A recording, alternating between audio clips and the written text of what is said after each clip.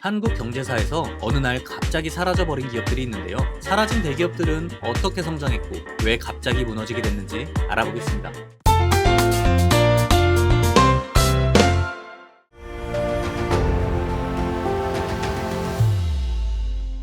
고무신으로 시작해 운동화로 국내 재계순위 7위에 오르고 용산에 단독 사업까지 지었던 기업이 있습니다. 바로 국제그룹이에요. 1947년 전 국민이 고무신을 신던 그 시절 국제고무공업사가 만들던 왕자표 고무신은 품질 좋기로 유명해 늘 판매 1위를 기록했어요. 이후 운동화 사업으로 전향한 후 만들었던 왕자표 운동화도 값싸고 질 좋은 운동화로 인정받으면서 불티나게 팔려나갔죠. 1970년대에는 국내 최초로 미국에 수출되기도 했고요. 미국 마라톤 전문지에서 품질이 좋은 운동화로 소개되기도 했어요. 이렇게 기업을 키워간 고무공업사는 1973년에는 사명을 국제상사로 바꾸고 1975년에는 정부로부터 종합무역상사로 지정됐어요. 국제상사는 삼성물산, 대우실업, 쌍용산업 다음으로 국가에서 지정한 네 번째 종합상사였죠. 종합무역상사로 지정된 이후 조광무역, 인실제강, 국제종합엔지니어링, 연합철강 등을 인수하고 호텔업, 건설업까지 진출했어요. 그리고 마침내 1980년에는 국제그룹으로 새롭게 태어나게 됐죠. 1980년대 초반 나이키, 아디다스 못지않게 인기를 누리던 프로스펙스도 국제그룹이 출시한 브랜드였어요.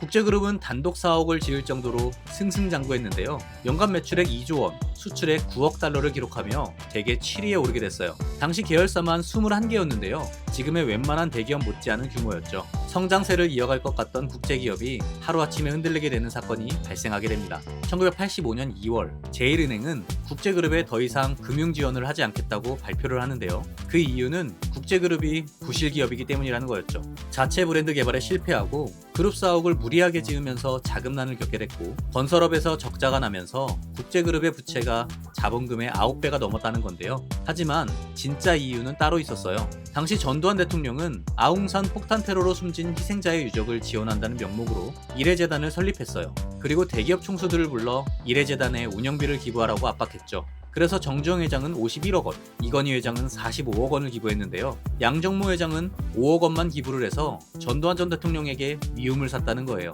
결국 국제그룹의 앙심을 품은 전두환 대통령이 제일은행에 국제그룹의 발행어음을 모두 부도 처리하라고 지시했고 그렇게 하루아침에 국제그룹은 부도 처리가 된 거죠. 심지어 양정모 회장은 국제그룹 해체 사실을 제일은행이 발표하기 30분 전에 알았다고 하는데요. 이후 양정모 회장은 1987년 국제그룹 복권추진위원회를 만들어서 국제그룹은 부실기업이 아니다, 억울하다며 소송을 진행했고 1993년 헌법재판소는 국제그룹 해체는 기업의 자유를 침해한 위헌행위라고 판결했고 부실기업이라는 불명예는 씻을 수 있었어요.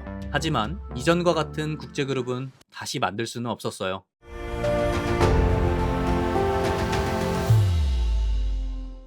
부동산에 관심 없는 사람들도 한 번쯤은 들어봤을 대치동 음마아파트. 이 아파트를 지은 건설사는 한보그룹입니다. 한보그룹 회장이었던 정태수는 원래 세무공무원이었어요. 역술가의 조언으로 이름을 바꿀 만큼 점에 관심이 많았었는데요. 흙과 관련된 사업을 해야 성공한다라는 말을 듣고 해광된 광산을 사들이며 사업을 시작했어요. 역술가의 점괘가 맞았던 건지 우연히 운이 좋았던 건지 광산 사업으로 떼돈을 벌게 됐고 그 돈으로 한보 상사를 세우게 됐죠. 그리고 다음으로 눈 돌린 것은 흙으로 하는 또 다른 사업, 건축 사업이었어요. 특히 1970년대 이후 강남 개발 붐이 일어나면서 사업을 크게 확장해 나갔는데요. 이때 한보주택이 만든 아파트가 바로 대치동 음마아파트예요. 음마아파트 분양에 성공한 정태수 회장은 건설회사를 인수하면서 한보종합건설로 이름을 바꾸고 해외 건설 사업도 시작했어요. 건설 사업으로 승승장구하던 한보그룹은 1984년 철강회사를 인수하면서 한보철강을 설립하는데요. 건설회사와는 결이 다른 행보에 사람들은 금을 만져야 한다는 역술가의 조언이 있지 않았을까 추측하기도 했어요. 역술가의 점괘가 맞았다면 한보철강도 승승장구해야 했는데요. 결과는 반대였죠. 1996년 한보철강은 한일은행에서 160억 원의 긴급 대출을 받을 정도로 재무 상황이 불안했어요. 이건 역시 당연한 결과인 게 기업을 확장하고 사업을 인수하는 과정에서 대부분의 거래는 차익과 어음, 회사채 발행으로 이루어졌기 때문이었죠. 여기에 정태수는 당시 정치권과의 밀접한 관계를 유지하면서 사업을 확장해 나갔는데요.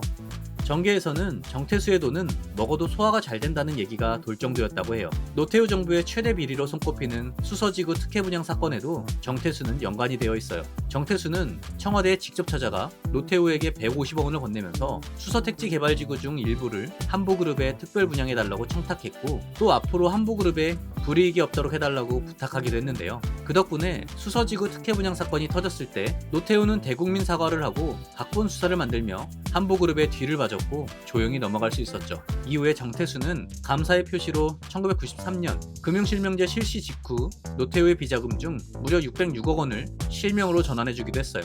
하지만 전직 대통령과의 긴밀한 유착관계도 무리한 사업 확장과 정경 유착을 위한 횡령으로 자금이 바닥나는 건 막을 수 없었는데요. 1996년 말 결국 자금이 바닥나게 됐고 금융기관이 기존 대출금을 회수하기 시작하면서 한보는 1997년 1월 최종 부도 처리됐어요. 당시 한보그룹의 부도는 한국 경제사상 최대 규모의 기업 부도였고요. 또 이 사건으로 금융권의 자금 흐름이 막히면서 다른 중상위권의 재벌 기업들의 부도가 줄줄이 이어졌어요. 그런 의미에서 한보그룹의 부도는 IMF의 도화선이라고 불리기도 하죠. 한보그룹은 부도 이후 정경유착, 부정부패, 부동산 투기 등 사업 확장을 위해 온갖 비리를 저지른 게 드러나면서 대한민국 경제사에 추악한 기업으로 남게 됐어요. 오늘 영상은 여기까지입니다. 영상이 도움이 되셨다면 구독, 좋아요 부탁드려요.